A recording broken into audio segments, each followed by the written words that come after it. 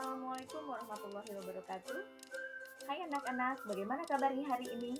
Semoga kalian dalam keadaan sehat ya. Baiklah anak-anak, hari ini kita akan belajar tentang biaya peluang atau yang disebut juga dengan opportunity cost. Namun sebelumnya pastikan kalian sudah berdoa terlebih dahulu ya. Nah, tujuan pembelajaran yang akan kita pelajari hari ini adalah pertama, peserta didik dapat memahami biaya peluang. Yang kedua, peserta didik dapat memaknai biaya peluang dalam kehidupan sehari-hari. Yang ketiga, peserta didik dapat menghitung biaya peluang. Coba kalian perhatikan gambar di bawah ini. Nah, di sini ada dua gambar. Ada gambar apa saja coba anak-anak? Nah, ya di sini ada gambar orang yang sedang bermain game dan orang yang sedang belajar. Pada gambar ini kalian akan dihadapi dengan dua pilihan. Apakah pilihannya akan bermain game atau akan belajar? Pada saat kalian akan memilih untuk belajar, maka kalian akan kehilangan untuk bermain game. Begitu pula sebaliknya, pada saat kalian akan memilih untuk bermain game, maka kalian akan hilang kesempatan untuk belajar.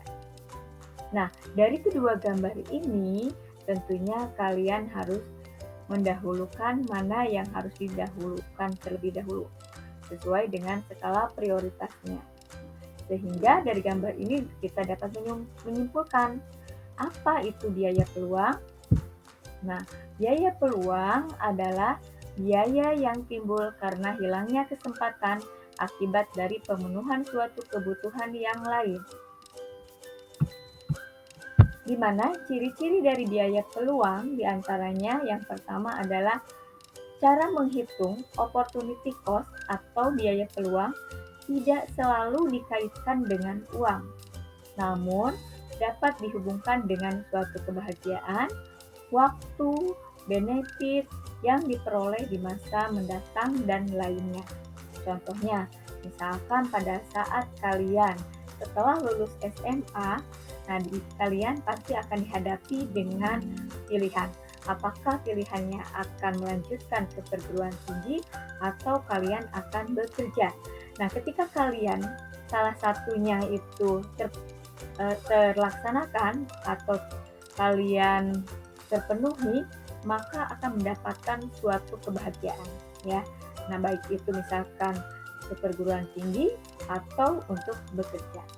Yang kedua, ciri-ciri dari biaya peluang adalah biaya peluang pada umumnya merupakan kebutuhan sekunder maupun tersier.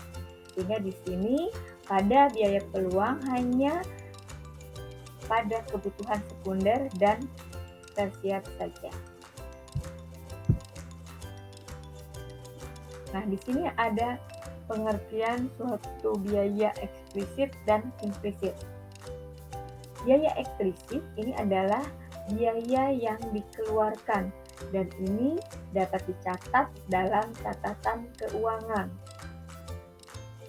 Contoh dari biaya eksplisit misalkan pada saat kalian akan memproduksi suatu combro, di mana untuk membuat suatu combro itu diperlukan bahan-bahan. Di antaranya adalah oncom, singkong, dan minyak goreng. Untuk oncom diperlukan misalkan biayanya 10.000, untuk singkong biayanya 20.000, dan untuk minyak goreng biayanya 20.000. Sehingga totalnya adalah sebesar 50.000. Nah, 50.000 inilah yang disebut dengan biaya eksplisit atau biaya yang dikeluarkan. Nah, biaya yang dikeluarkan ini dapat dicatat di dalam pencatatan keuangan. Sedangkan biaya implisit adalah biaya yang tidak terduga, yang tidak tercatat dalam catatan keuangan.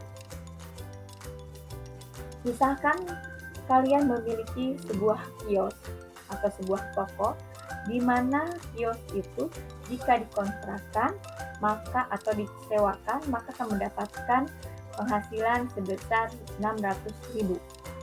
Nah, karena kalian akan membuat kios combro, sehingga kalian akan membuka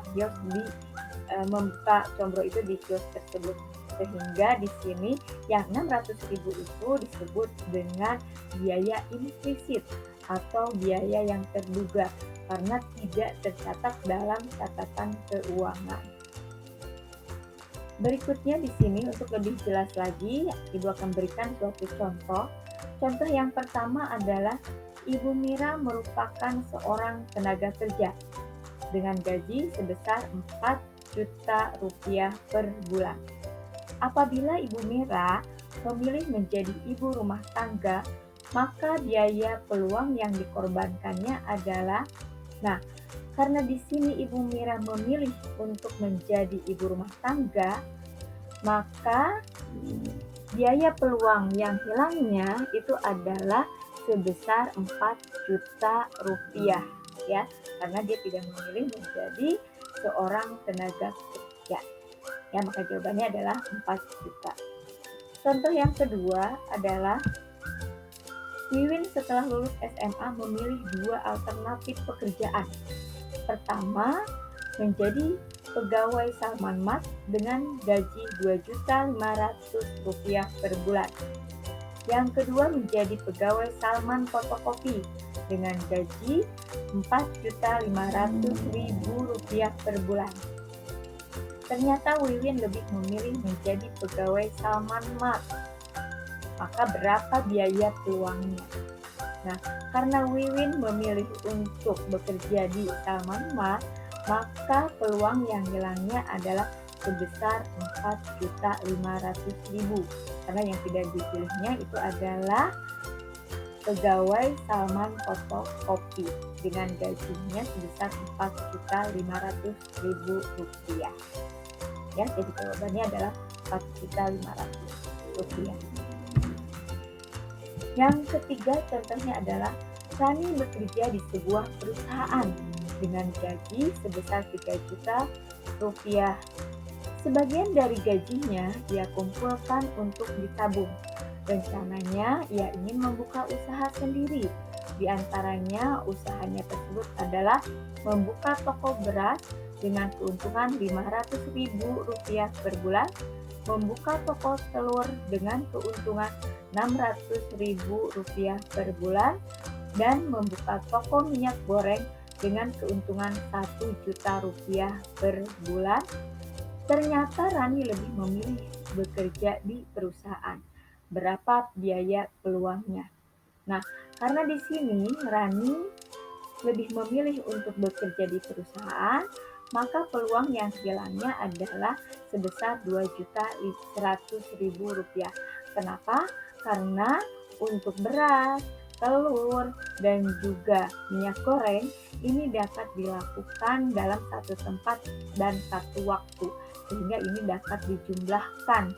Maka peluang yang biaya peluangnya adalah sebesar Rp2.100.000 ya. Berbeda lagi jika misalkan di sini usahanya berbeda.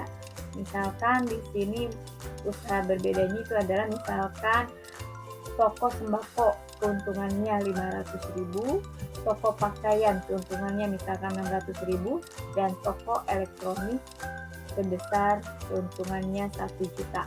Maka ini jawabannya adalah Rp1 juta. Kenapa? Karena ketiga toko ini tidak dapat dilakukan dalam satu tempat dan juga satu waktu, sehingga dilihat dari yang terbesarnya yang tidak terpilih ya, yaitu Rp1 juta. Demikian penjelasannya, kurang lebihnya mohon maaf. Wabillahi taufiq wal hidayah. Wassalamualaikum warahmatullahi wabarakatuh.